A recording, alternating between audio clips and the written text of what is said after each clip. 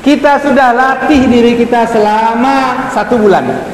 Lalu latihan yang sudah kita latih itu kita hancurkan sendiri.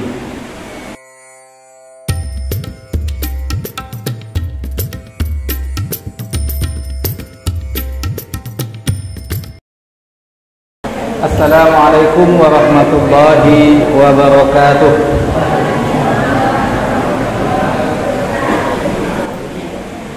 Alhamdulillahil wahidil ahad.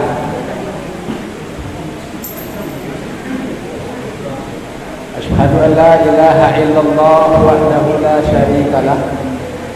Wa asyhadu anna Muhammadan abduhu wa rasuluhu la nabiyya wa la rasula ba'dah. Allahumma salli wa sallim wa barik ala Muhammadin wa ala alihi wa sahbihi ajma'in.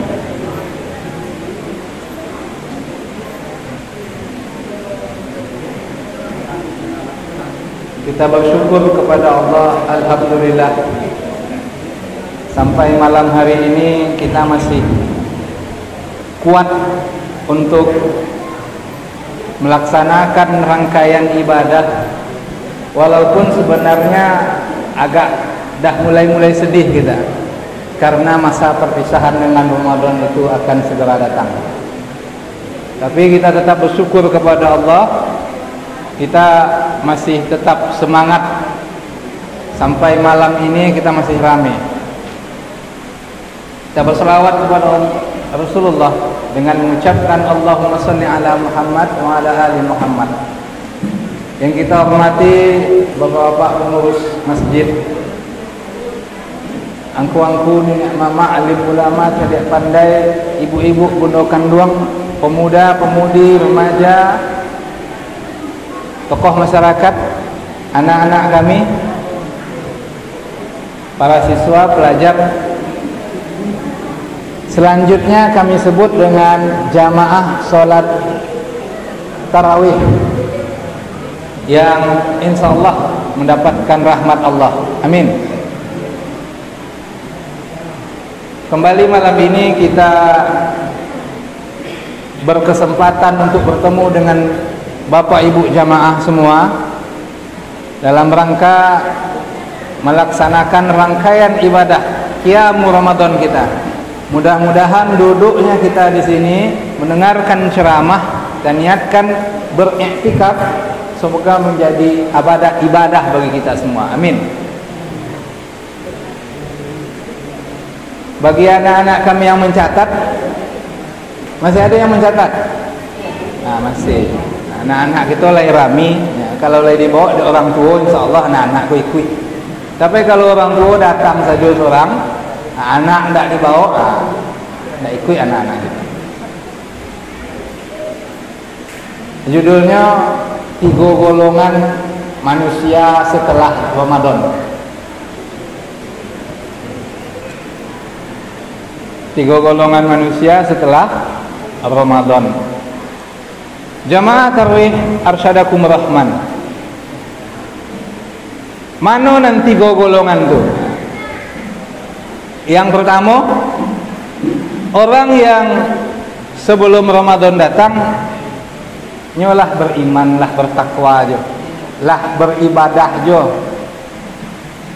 lah biasa jo solat ke masjid, lah biasa jo mengaji siang jo malam, lah biasa jo berinfak dan bersedekah, lah biasa jo tolong menolong, lah biasa jo berbagi jo tetangga. Ketika Ramadan datang, nyo lanjutkan tradisi ibadahnya tu, bahkan lebihnya tingkatkan. Jika selama ko ibadahnya nan wajib saja, ketika Ramadan datang ditingkatkan menjadi ada tambahan ibadah sunat. 12 rakaat mengiringi salat fardu. Kita disabui di ulama fikih sunat muakkad nyokarajuan. Bahkan yang ghairu muakkad pun nyokarajuan. Hanya sesudah subuh dan sesudah sholat asar yang tidak ada sembahyang sunat. Itu misal. Sebelum Ramadan lah baca Al-Quran je. Ketika Ramadan tiba, motivasi ibadahnya semakin tinggi, semakin banyaknya mengaji. Motivasinya minimalnya tamatkan sebulan kok katanya. Masa orang di Masjidil Haram bisa tamat wakatiko sembahyang tarawih 30 juz sebulan. Sajus dia semalam sambil sembahyang taluk. Masa awak nak taluk dia awak membacanya duduk gitu. Orang sedang sembahyang tagak. Misalnya begitu. Pendek kata, kelompok pertama ko Ramadan datang ibadahnya ditingkatkan. Nah, setelah Ramadan berlalu ibadahnya tetap berlanjut. Nyo tetap datang ke masjid. Setelah Ramadan besok nyo tetap datang ke masjid. Salat Isya-nya tetap ke masjid. Salat subuhnya tetap ke masjid. Salat zuhur, asar koknya karajo, ditampiknya karajo, mungkin ditampiknya beraktivitas, ada musajik musola. Salat maghrib kok belum sempat pulang ke rumah, tapi isya dan subuhnya tetap datang ke musajik. Lai sepakat kita model itu besok apa sesudah Ramadan. Jika lain, maka kita masuk kategori yang pertama. Itu golongan yang pertama. Nan kedua, orang yang sebelum Ramadan ibadahnya biasa saja. Biasa kok makasihnya lain melaksanakan ibadah, lain taat kepada Allah. Tapi kadang-kadang sembahyang kok lah di pertengahan atau di akhir waktu. Tak sempat melaksanakan salat-salat sunat, tak sempat melaksanakan ibadah puasa sunat, tak sempat bersedekah, berinfak, tolong menolong dengan tetangga, dengan karib kerabat dan lain. Lalu ketika Ramadan datang, nyo tingkatkan ibadahnya. Datang Ramadan atau sebaliknya mungkin ya, ketika sebelum Ramadan tak sempat beribadah, lupa beribadah, banyak nan tinggal podonan terlaksana. Ketika Ramadan datang, nyo kencangkan ikat pinggang istilahnya. Nyo laksanakan ibadah, datang ke masjid tarawihnya, padahal tarawih itu sunat, tapi nyo datang ke masjid, dapatnya sembahyang Isya berjamaah.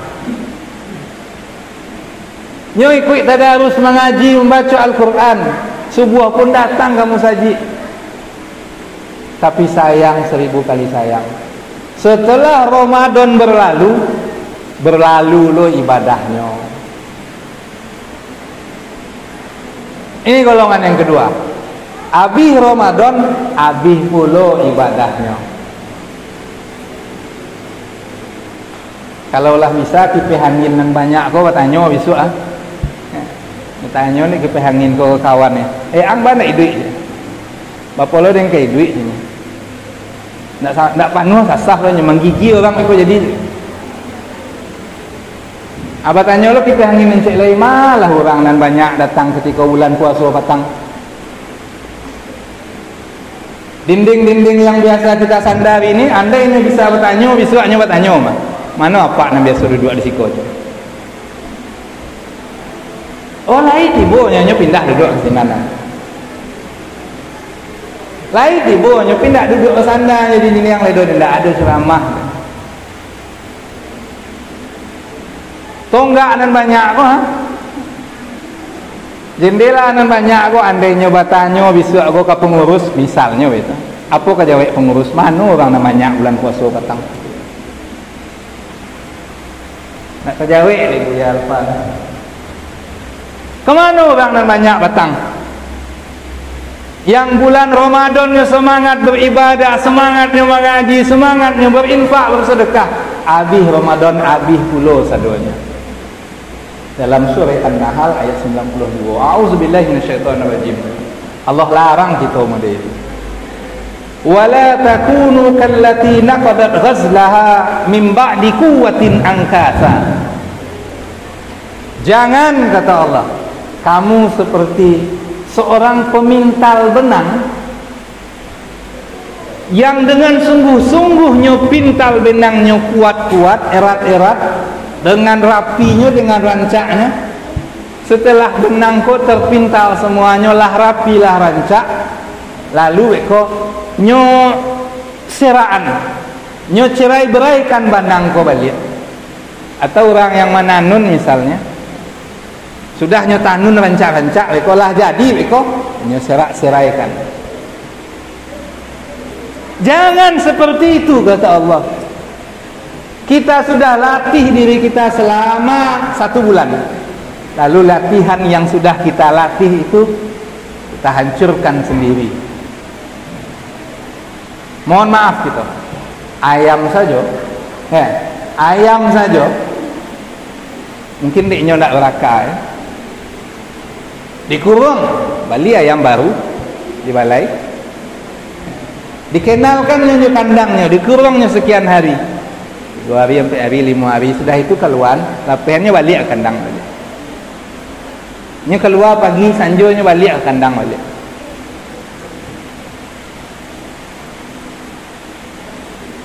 Alam tak kambang jadi guru. Berguru kita ke ayam. Nah, orang yang kategori yang kedua ini tidak bagus. Dan kita bermohon kepada Allah, kita yang hadir hari ini, malam ini, dan sudah melatih dirinya untuk sholat isya berjamaah, bahkan sholat subuh berjamaah, tetap nanti kita datang ke masjid ini.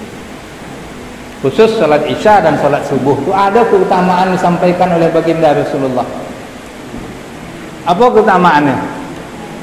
Man shallal isya fi jama'atin faka'annama shallal laila nisfah, faka'annama shalla nisfal lail. Siapa yang sembahyang isya berjamaah, kata Rasulullah, seolah-olahnya telah melaksanakan sholat setengah malam. Leta lo kita sembahyang setengah malam.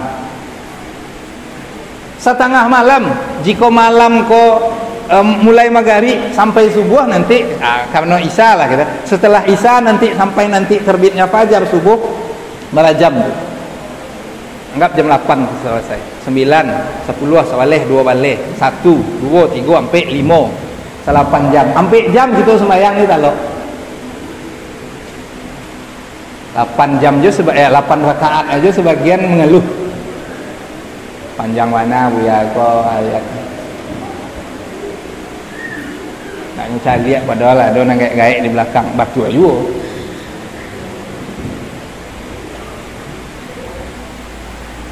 Lanjutan hadis tu apa? Wa man shalla subha fi jama'atin, dan siapa yang sembahyang subuh berjamaah, faka'annama shallal laila kullah, seolah-olah siapa yang solat subuh berjamaah seolah-olah solat sepanjang malam. Isyanya berjamaah, itulah berjamaah ini gua. Besok subuh kita pun datang dulu berjamaah sama saji kau. Maka kata Nabi, seolah-olah kita sudah solat sepanjang malam. Lain kalau kita solat sepanjang malam, ndak lalok-lalok dari malam kuah sampai subuh, ndak lalok sembahyang ni tarik, ndak talok gitu. Dan memang ndak boleh mode itu. Tapi nilai ibadah mode itu, pahala ibadah seperti itu diberikan oleh agama. Caranya apa?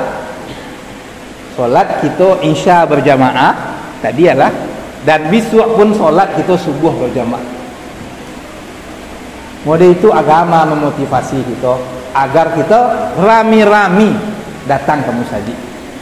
Bahkan dalam hadis lain disebutkan, ya, kalaulah tahu kita keutamaan sembahyang berjamaah di musajid, pasti dalam konteks solat isya dan subuh itu disebutkan oleh Nabi. Kalaulah tahu kita, ndak talok berjalan marangkak bakajan itu mah. kok tahu gitu keutamaannya. Nah, kini kalah kita tahu keutamaannya bagaikan sholat sepanjang malam. Ini kategori yang kedua tadi. Kita memohon kepada Allah ya, kita tidak masuk kategori yang kedua tapi masuk kategori yang pertama. Amin. Terakhir, kelompok yang ketiga ya. Orang yang setelah Ramadan yang ketiga ndak ada dehnya perubahan seketik pun. Datang Ramadan nyo ndak beribadah. Setelah Ramadan juga tetap ndak beribadah. Sebelum Ramadan dulu mau itu pula. Senayan saya bilang sadonya. Sebelum Ramadan mau dia maksiatnya, datang Ramadan mau dituju maksiatnya. Sesudah Ramadan mau dituju maksiatnya. Ramadan tidak memberi pengaruh kepadanya. Masih mending kelompok kedua tadi ya, karena dapat lah kalau ibadah selama bulan Ramadan sungguh-sungguh ikhlas, hanya ampuni dosanya dari Allah. Yang ketiga kok ndak datangnya Ramadan ndak nyambil kesempatan itu untuk beribadah. Mudah-mudahan kita yang ada di situ ndak ada model itu. Mudah-mudahan masyarakat kita ndak ada model itu. Setelah Ramadan datang, ndak juga. Ya, Ramadan itu ndak beribadah, apalagi sudah Ramadan. Iko kategori orang yang ketiga. Bapak-bapak, ibu-ibu jemaah salat tarawih yang dirahmati Allah. Maka bagaimana caranya gitu agar kita menjadi kelompok yang pertama? Paling tidak ada beberapa prinsip. Pertama, prinsipnya fastabiqul khairat. Fastabiqul khairat itu apa? Berlomba-lomba dalam berbuat kebaikan. Kebaikan, ibadah kebaikan, berbagi kita kebaikan, tolong menolong kita kebaikan, berinfak kita kebaikan, memuliakan tamu kita kebaikan, elok je tetangga itu kebaikan, saling sayang menyayangi mencintai itu kebaikan. Berlomba-lomba kita. Ada orang berbuat kebaik, awak jangan muah kalah pula berbuat baik. Jadi dalam agama ada hasad yang dibolehkan, ada dengki yang dibolehkan. La hasada illa fisnain, illa fi, ya, tidak boleh hasad gitu kecuali dalam dua hal. Rajulun atahullahu malan fatasaddaqa bihi. Ada orang berinfak, bersedekah, nyedagi Allah harato, kita dagi Allah di Allah harato, maka kita boleh iri kayaknya, sehingga irinya kita tu memotivasi kita untuk berinfak pula. Bukan sebaliknya, iri mencari orang berinfak, abang tak jangan berinfak orang tu. Tak mudah, itu maksudnya.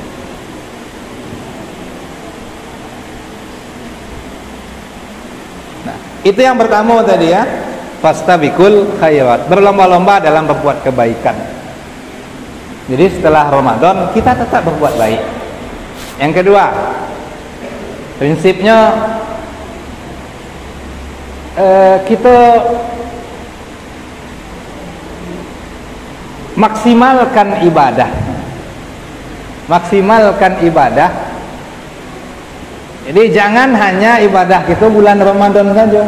Di luar Ramadan pun tetap kita beribadah. Maksimalkan. Jika selama kau tidak ada melaksanakan sunat, laksanakan sunat.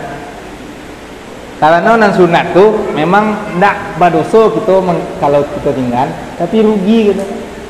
Pakailah prinsip orang mengalih. Orang mengalih nama rugi. Nak nama orang mengalih rugi tu. Nak namanya rugi tu. Yang ni apa untung. Nah, melaksanakan ibadah sunat kita beruntung. Kalau kita kerajuan, ndak kita kerajuan kita rugi. Ya ndak berdosa dah. Ya tidak berdosa semayang 2 rakaat sudah hisa tadi. Kalau tidak kita karajon tidak berdosa kita. Tapi rugi. Orang dapat wak indak. Ya. Giliran orang dapat bantuan, wak nak dapat bantuan wak protes. Giliran orang dapat palo, wak nak dapat palo, wak nak protes awak. Yang ketiga prinsipnya kita mesti istiqomah. Istiqomah, konsisten bahasa anak sekolah. Baca caranya istiqomah tu. Ya, baca cara istiqomah. Jadi latih. Itulah puasa sebulan penuh gini. Besok sudah Ramadan. Puasa lo gitu. Ada puasa 6 hari bulan Syawal. Ada lo puasa pertengahan bulan. Kita latih. Kalau selama bulan Ramadan kita mengaji, sesudah Ramadan tetap mengaji.